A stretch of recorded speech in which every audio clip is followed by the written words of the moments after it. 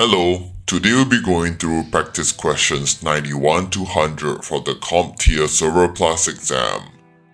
Let's begin. A server administrator is completing an OS installation for a new server. The administrator patches the server with the latest vendor suggested software, configures DHCP, and verifies all network cables are properly connected in the IDF. But there is no network connectivity. Which of the following is the most likely reason for the lack of connectivity? The correct answer is A. The VLAN is improperly configured. If the server has no network connectivity despite proper cabling and DHCP configuration, the most likely cause is an improper VLAN configuration on the switch. The server may be placed in the wrong VLAN, or the switch port may not be properly tagged or assigned to the correct VLAN. Why the other options are incorrect? B. The DNS configuration is invalid. An incorrect DNS configuration would prevent domain name resolution but would not affect basic network connectivity. C. The OS version is not compatible with the network switch vendor. OS compatibility does not affect network connectivity at the hardware level. Network communication depends on proper driver installation, IP configuration, and switch settings. D. The HIDS is preventing the connection. A HIDS detects security threats, but does not actively block network connections. A HIPS could block traffic, but it's unlikely to be enabled by default on a new server. Therefore, the correct answer is A. The VLAN is improperly configured. Which of the following technologies would allow an administrator to build a software RAID on a Windows server? The correct answer is B. Dynamic disk. Dynamic disks in Windows allow administrators to configure software RAID without needing a dedicated hardware RAID controller. This feature is managed through disk management or the disk part command. Why the other options are incorrect? A. Logical volume management.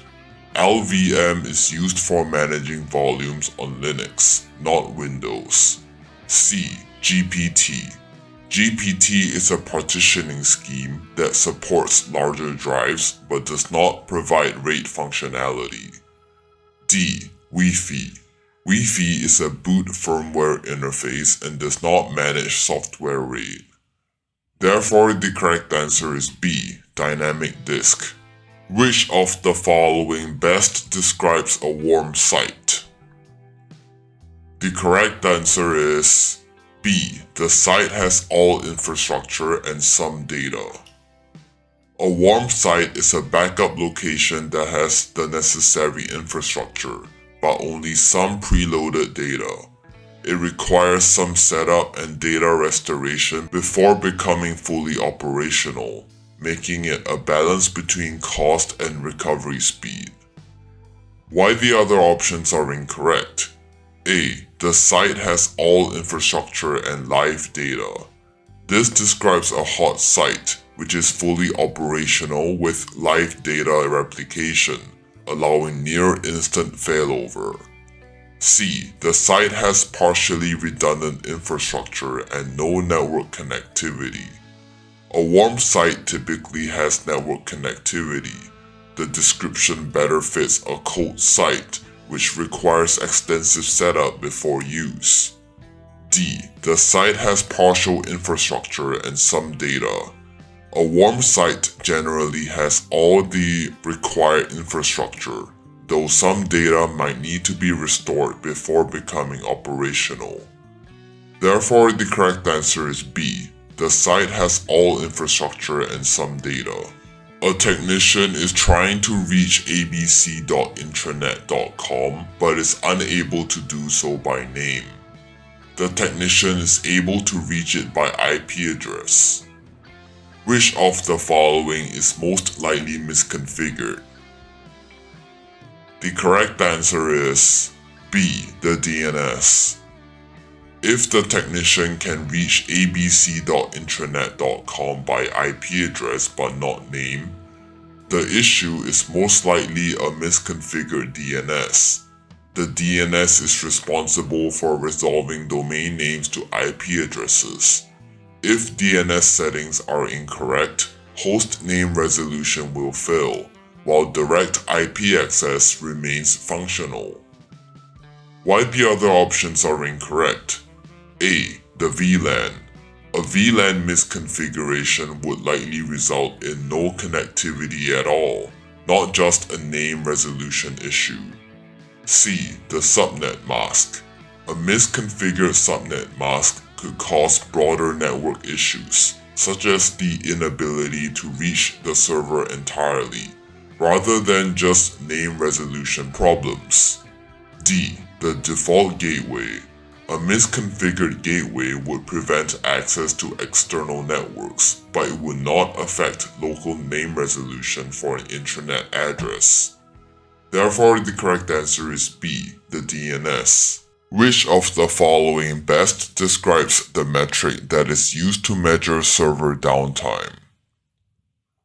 The correct answer is A, MTTR.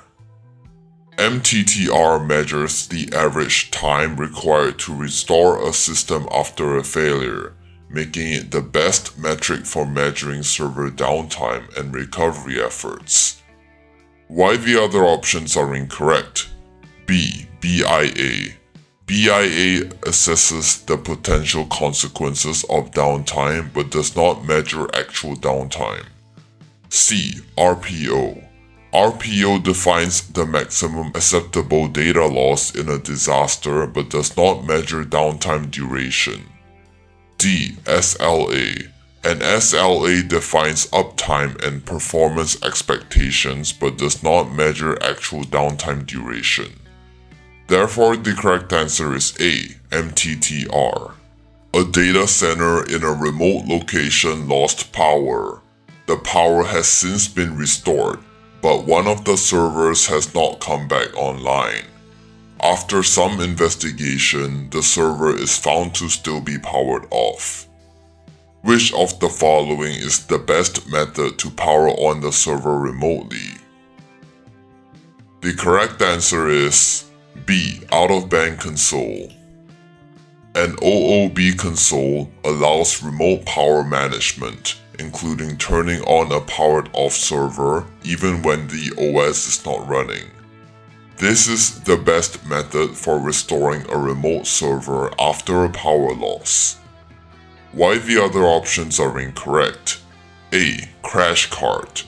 A crash cart requires physical presence at the server, which is not feasible for remote management. C. IPKVM. An IPKVM allows remote control of the system's keyboard, video, and mouse, but it cannot power on a server that is completely off. D. RDP. RDP requires the OS to be running, so it cannot be used if the server is powered off. Therefore, the correct answer is B, out-of-band console. An administrator needs to disable root login over SSH. Which of the following files should be edited to complete this task? The correct answer is B.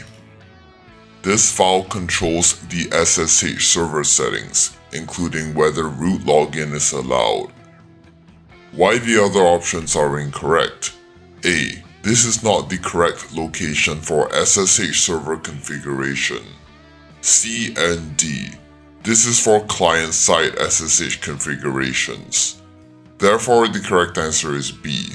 Users cannot access a new server by name, but the server does respond to a ping request using its IP address. All the user workstations receive their IP information from a DHCP server. Which of the following would be the best step to perform next? The correct answer is B. Examine the DNS to see if the new server record exists. Since users can access the server by IP address but not by name, the issue is likely related to DNS resolution. The DNS server may not have a record for the new server. Verifying and adding the correct DNS record for the server will allow users to access it by name. Why the other options are incorrect? A. Run the traceRT command from a workstation. TraceRT helps identify routing issues but does not address DNS name resolution issues. C. Correct the missing DHCP scope. Since the server is reachable by IP, the DHCP scope is not the issue. DHCP assigns IP addresses, but it doesn't affect name resolution. D. Update the workstation hosts file. Manually editing the hosts file on workstations is a workaround, but it's not scalable or efficient. Updating the DNS is the proper solution. Therefore, the correct answer is B. Examine the DNS to see if the new server record exists. A server administrator needs to replace a 4U rack-mounted device. Which of the following is the best way to install the device to ensure proper safety measures? The correct answer is B. Use a server lift. A server lift is designed specifically for safely lifting and installing heavy rack-mounted equipment, ensuring proper weight distribution and reducing the risk of injury. It is the safest and most efficient option for handling heavy devices. Why the other options are incorrect? A. Lift with the arms while bending the knees.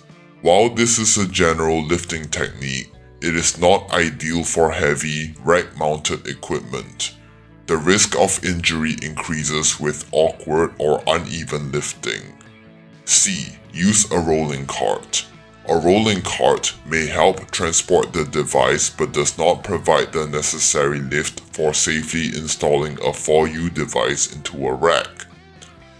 D. Lift the device with the help of another administrator. Although lifting with assistance can reduce strain, it still does not provide the optimal solution for safely lifting and positioning a heavy device in a server rack.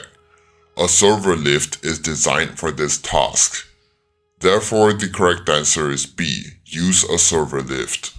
A server technician notices a server is very low on disk space. Upon inspecting the disk utilization, the technician discovers server logs are taking up a large amount of space. There is no central log server. Which of the following would help free up disk space? The correct answer is A. Log rotation. Log rotation is the process of periodically archiving, compressing, and deleting old logs to ensure that logs do not take up too much disk space. This is an effective solution for managing disk space without the need for a central log server. Why the other options are incorrect? B. Log shipping. Log shipping involves sending logs to a central server, which would require setting up a central log server. While this helps with log management, it may not directly address the immediate disk space issue on the server. C. Log alerting. Log alerting notifies administrators when certain events occur in the logs, but it does not reduce disk usage or manage log size. D. Log analysis.